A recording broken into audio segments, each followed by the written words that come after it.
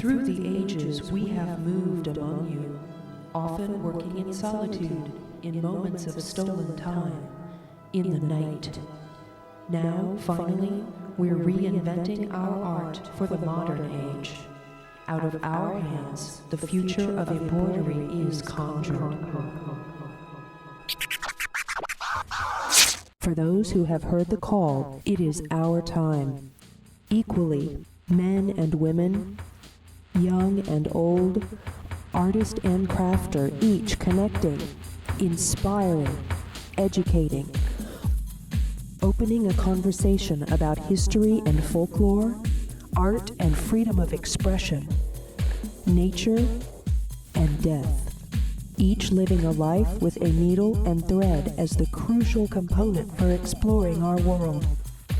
For my part in this revolution, I'm creating Sinister Stitch, 13 ancient poisons in mixed media embroidery, revealing the killers in our yards, in our homes, and exploring the legends that, at the hands of wise women, these sinisters were invoked to protect, to heal, and to destroy.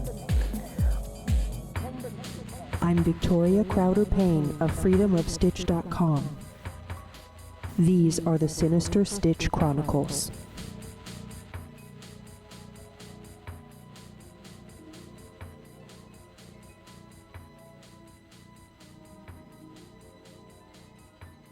After letting you in on the non sequiturs of my imagination in episode 1, things like reflecting on how dreams influence our creativity, or how a health crisis can cause us to take refuge in the creative process, I wanted to move in episode 2 toward a discussion of the hard work of embroidery, things like where creativity happens, and how the actual work of an embroidery gets completed.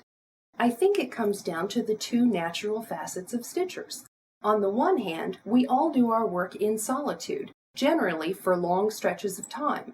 The second aspect, which is equally as important, is when we turn to our peers, building networks and communities of people that we can go to when we need a boost, or when we need a break, or just to share. I've already shown that my wacky imagination can sustain all sorts of inspirations on its own, but equally important to me is the work of my tribe. Whether exploring embroidery on such unconventional surfaces as porcelain bowls, or turning to it during a health crisis such as battling asthma, or recovering from a wicked roller derby fall, embroidery is the perfect refuge. Often it's a matter of turning to it for personal reasons, like recovering from domestic violence. Or it's also a great social medium for exploring things like gay rights. Artists choose to memorialize other artists, like a memorial for Basquiat. Sometimes, don't forget, you just want to waggle your sense of humor around. It's about embroidering that long-awaited Satan baby, or maybe tarting up a mixed media octopus with some song lyrics. Regardless, the cool thing about embroidery is it's the perfect medium for exploring our humanity. It's the best way that we can all connect, even though, too often, we do our work in solitude. Now that you've seen a few faces of my inspiration and of my tribe, I said earlier that I wanted to explore where we create and how the work of embroidery gets completed. The best way to do that, I think, is to take you back to the studio. So let's go. Okay, remember when I did the big, huge embroidery, the root? Yeah. Had I been thinking, I would have taped it so I could explain what I was doing and what was going on. But luckily, I have the woman drake now, which means we have to unpack all of the shelves. We're going to put the shelves in your room so that you have a little extra shelving space. And I'm going to bring the big, huge frame in here so the dog doesn't knock it over and the cat doesn't try to climb it. Okay? Ready? Yep. Let's go. Okay.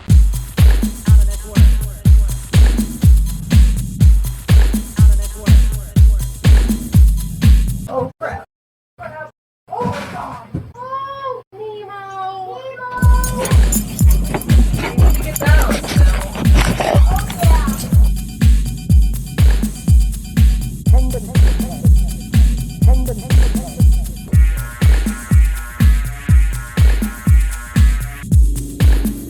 High five. Okay. So this is the studio. This is where all of the magic happens. First, we have the Wall of Elders. It's my mom, my grandma, and my great-grandma. And you'll meet great-grandpa later when I talk about him. So they watch over me while I stitch and remind me why I do what I do. This is the Wall of Thread. Many of you know that DMC Threads is my full thread sponsor. Love them. So I had to come up with a way to store threads. So I used dowels and knitting needles and made a stepped series of hangers in order that I can just hang threads in kind of loose color groups. Also over here is the hoop graveyard. I am a square hoop person, not a round hoop person. So the round hoops live over here in case I'm desperate, but generally I choose the square ones. Also over here are the thread books. I used foam core board and quilting pins and attached them into foam core board like a book so that all of my threads are kept nice and tidy. And when I need to work in the sitting room, I can just pull the book and take it into work in there.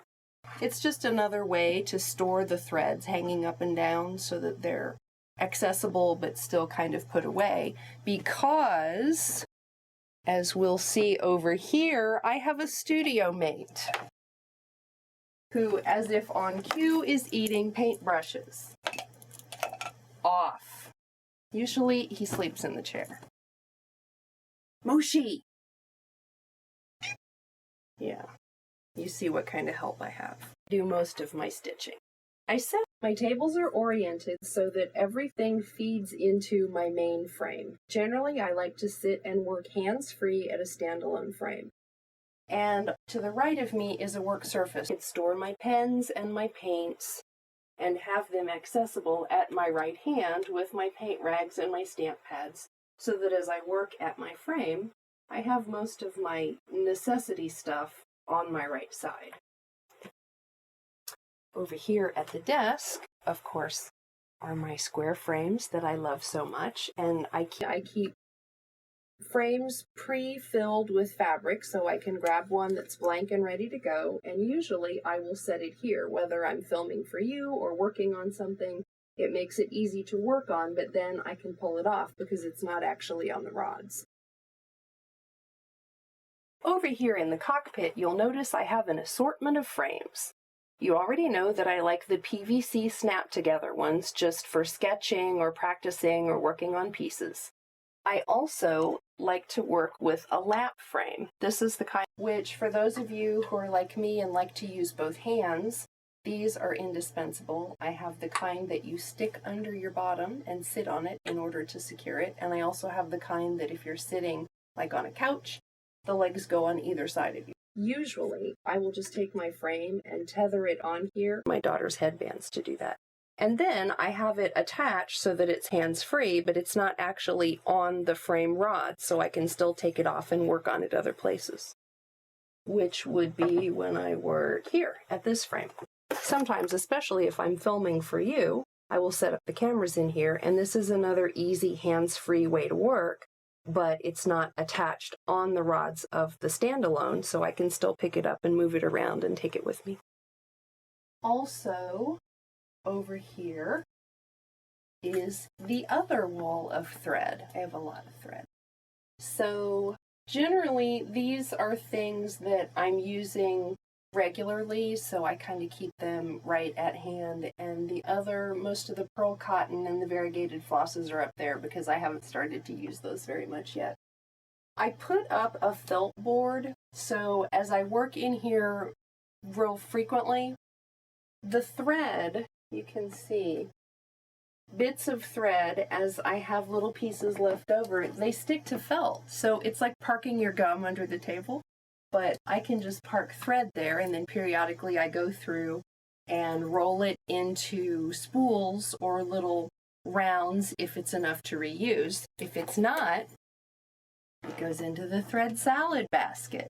Those of you who have pledged at the $15 level know all about the thread salad basket because that's where my collages are made from. Also over here is my paint tray and my marker bin and paint palettes.